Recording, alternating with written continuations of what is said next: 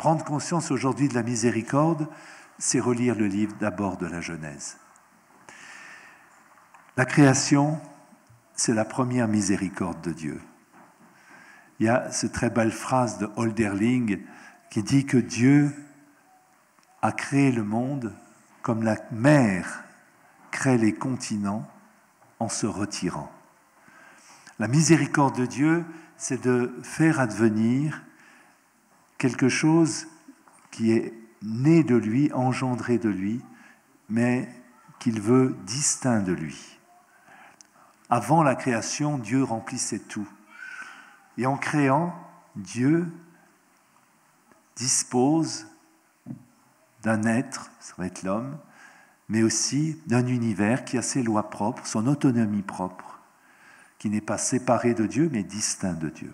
La miséricorde de Dieu nous invite à faire comme lui. Vous voyez, il crée les choses les unes après les autres. Sa grâce s'inscrit dans la durée. Il a besoin du temps. Il a voulu avoir besoin du temps. Et si Jésus a vécu pendant 33 ans parmi nous, c'est qu'il a usé du temps d'une manière si pédagogique. Il s'est révélé petit à petit. C'est pas tout de suite qu'il a célébré la scène. C'est pas tout de suite qu'il est mort. C'est pas tout de suite qu'il est venu parmi nous. Il a fallu la longue, lente préparation de l'histoire du peuple d'Israël pour venir jusqu'à nous. Soyons aussi attentifs à exprimer la charité du Christ, la miséricorde du Seigneur, en étant au service de nos frères.